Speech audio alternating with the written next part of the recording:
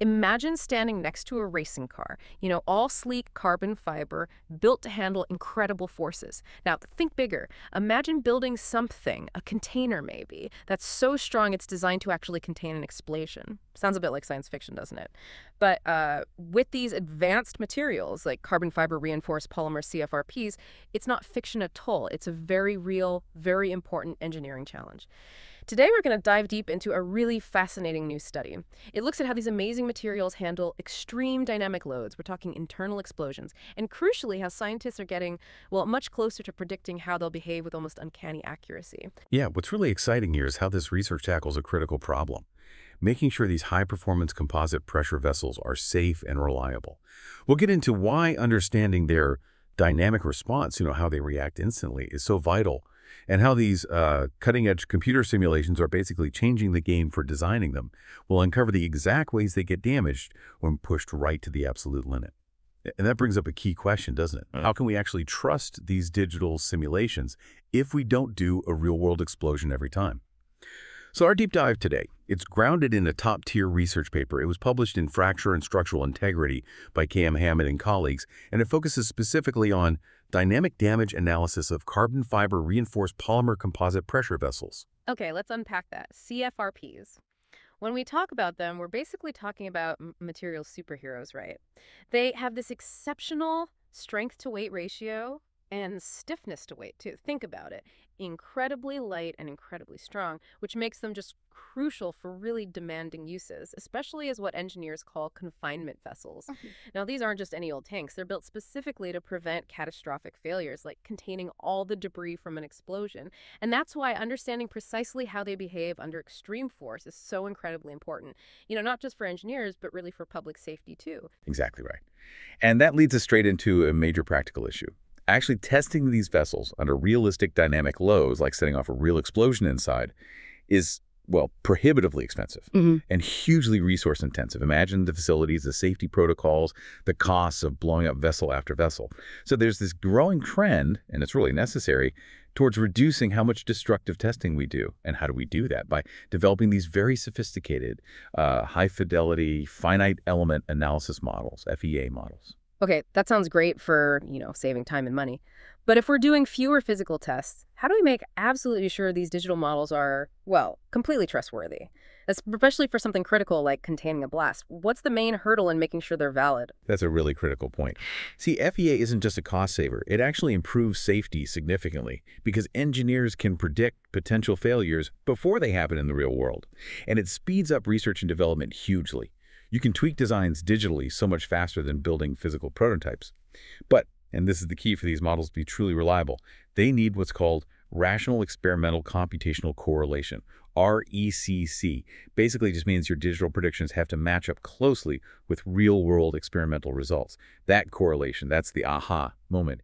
It tells us our digital blueprint actually reflects physical reality. Right, RECC. And I guess to get that good correlation, you really have to understand the material itself in minute detail. CFRPs aren't simple metals. Oh, they're anything but simple. Yeah. CFRPs aren't uniform homogeneous materials. Their behavior is really complex, influenced by things like how many layers there are, the exact angle of the fibers in each layer, and even how fast you apply the loading rate. And here's something fascinating, maybe even a bit counterintuitive compared to some traditional materials. Experimental data actually shows that faster strain rates, hitting it harder and faster, can increase the stiffness, the elastic modulus, and even the tensile strength of CFRPs. So in an impact or blast scenario, the material can effectively get stronger the faster it's loaded. That's a critical characteristic designers absolutely must account for. Wow, okay, so it's like the faster you punch it, the harder it gets. That's wild. So given these extreme conditions, modeling the structure and the explosive force, what kind of simulation techniques are needed? It sounds like you need more than one trick up your sleeve. That's exactly right. You need a blend. This study used Abaqus Explicit FEA software, building on earlier experimental work. Picture this, a virtual test setup. You've got the CFRP vessel shell, and inside it there's a solid tube made of PMMA that's like plexiglass. Then for the explosion itself, they simulate it really cleverly using something called a Eulerian domain. Imagine it like a fixed grid in space, and the vapor from a simulated exploding copper wire just flows through this grid. The setup mimics that sudden, intense internal pressure spike you'd get from, say, reactive chemicals exploding inside. The clever bit is the Eulerian part lets that explosion expand and flow without messing up the simulation's mesh, which is a huge problem with older methods. Oh, okay. So that's where this coupled Eulerian Lagrangian analysis, the CEL method, comes in. Sounds like the perfect tool for blending those different needs. Precisely. CEL is where the magic happens here. Think of it like this. The Lagrangian part is like tracking tags attached to the material. The computer nodes move with the CFRP and the PMMA. Great for seeing how they deform. But for the explosion itself, where stuff is flying apart and deforming massively, that Lagrangian mesh would get hopelessly tangled. So that's where the Eulerian part steps in. Its grid stays fixed, and the exploding vapor just flows through it. Perfect for handling extreme deformation. Combining them means you get efficient, accurate transfer of that pressure pulse from the vapor to the PMMA insert and then into the CFRP vessel wall.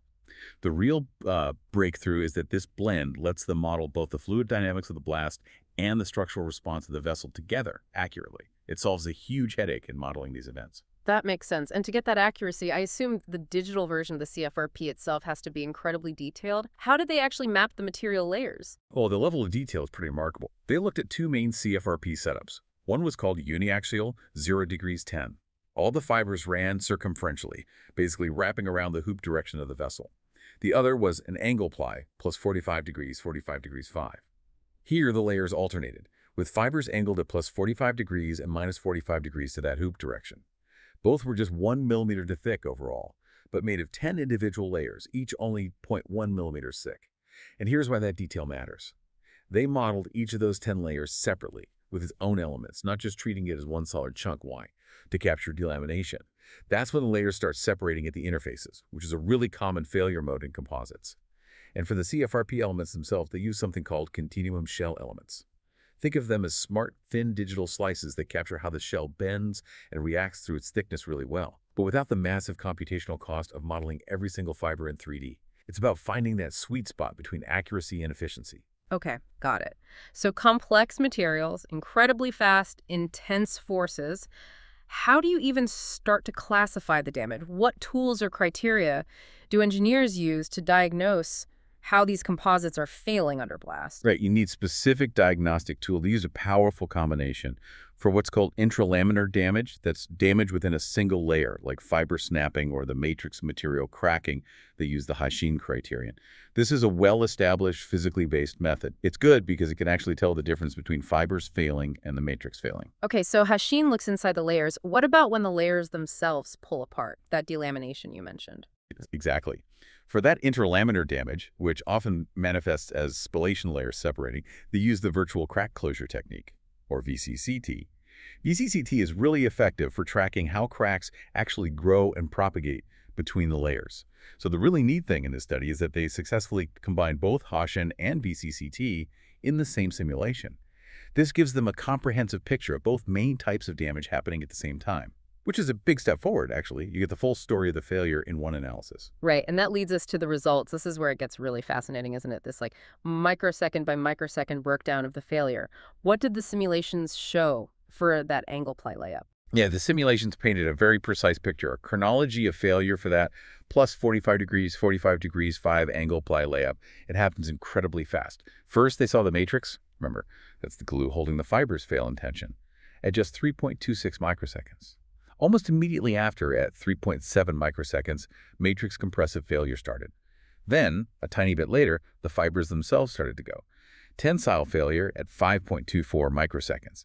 And finally, fiber compressive failure at 5.68 microseconds. The whole catastrophic sequence unfolds in less than 6 millionths of a second. Wow. So what's the takeaway from that sequence? It sounds like a domino effect. It shows this clear progressive decay of the composite strength, right? The matrix seems to act as the first weak link. It fails, initiates the damage, and that just accelerates everything, leading to the fibers breaking. It really highlights how incredibly stunning and destructive blast loading is. It absolutely does. And the simulations also help solve some of the mystery around spallation, that layer separation. It turns out it's primarily driven by reflected tensile waves. Think about it. The initial shock wave from the explosion travels outwards as a compressive wave. It hits the outer surface of the vessel, and because that's a free surface, the wave reflects back, but reflects as a tensile wave, pulling things apart. So you had this reflected tensile wave traveling back inwards, meeting the still incoming compressive wave. This creates a zone of really high tensile stress inside the material thickness, literally trying to rip the layers apart from within. Okay, and the installation, it doesn't just happen randomly. You said it starts in the middle layers near the PMMA insert. Why specifically there? That's down to a couple of things. The complex way these stress waves bounce around, interfere with each other, and something called impedance mismatch between the layers. Imagine sound waves hitting a boundary between two different materials. Some energy reflects back. It's similar here. Because the layers in the angle ply layup have fibers at different orientations, they behave slightly differently mechanically. The interfaces between them become locations where stress waves can get amplified.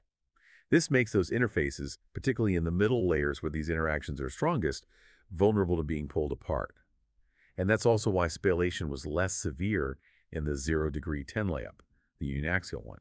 Because all the layers had the same fiber orientation, there was less impedance mismatch between them.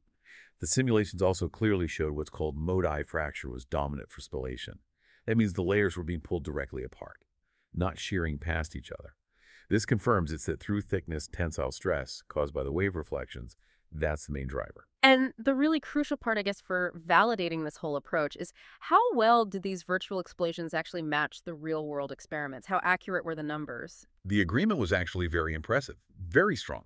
For predicting the velocity of the vessel wall as it expanded, the accuracy was over 90%, specifically 90.6% for the degrees 10 and 92% for the plus 45 degrees, 5 samples. There were small differences, sure, but those are likely due to ideal things in the model versus exact measurement points in the physical tests. Even more striking, for the angle ply layup, the predicted shear failure stress was 47.9 megapascals numerically, compared to 47.0 experimentally. That's 98.1% accuracy, almost spot on. And for the uniaxial layup, the tensile failure stress was predicted at 1900 MPa, which is within 11.3% of the experimental value of 2142 MPa. That might sound like a bigger gap, but it's actually a huge improvement over older models that couldn't properly account for both the interlaminar and intralaminar damage modes together. So yeah, these strong correlations really build confidence that these kinds of simulation models can reliably predict how these composites behave under internal blasts. Okay, so stepping back, what's the big picture here? What does this mean for, designing safer structures? It sounds like this study marks a really crucial step forward by creating this validative computational framework, right? A tool that can capture both the damage within the layers and the separation between the layers, all happening simultaneously under blast conditions. That must give designers incredibly powerful insights into how to make these vessels tougher, showing them exactly where the weak spots are and which failure modes are most likely. It's almost like giving them X-ray vision into the failure process itself. It definitely is a significant step. But like with any cutting-edge research, it's important to acknowledge the current limitations too. One key point they mentioned is the use of quasi-static material properties in the model. Remember how we said CFRPs can get stronger when hit really fast? Well, quasi-static properties are measured under slow loading. They represent the material's sort of baseline strength. Because the model used these baseline values, it might not fully capture that extra strength boost the material gets at very high strain rates. This could mean the model might slightly overpredict the amount of damage in the most extreme, fastest loading scenarios. It's something they recognize as an area for future refinement. Also, the way they modeled the exploding wire's vapor, the equation of state was simplified for computational efficiency.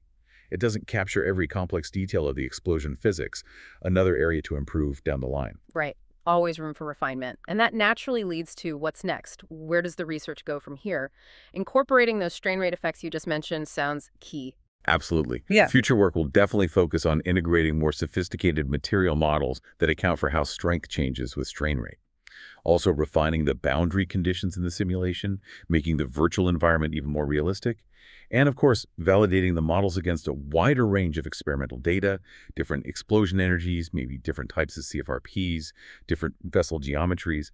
It's about continuously building confidence and expanding the model's applicability. So today we really journeyed deep into the world of these carbon fiber reinforced polymer pressure vessels. We saw how these advanced simulations are giving us this incredible window into their strength, but also their vulnerabilities under the extreme stress of an explosion. From watching that failure sequence unfold, microsecond by microsecond, to understanding the crucial role of those reflected shock waves, it really shows the complex dance of forces inside these materials. Yeah, and if you connect this to the bigger picture, being able to predict material behavior under such extreme, rapid conditions, it fundamentally changes how we design for safety. Think about space exploration, hazardous material transport, even industrial processing equipment. The applications are vast. But it also leaves us with a provocative thought, maybe for you, the listener.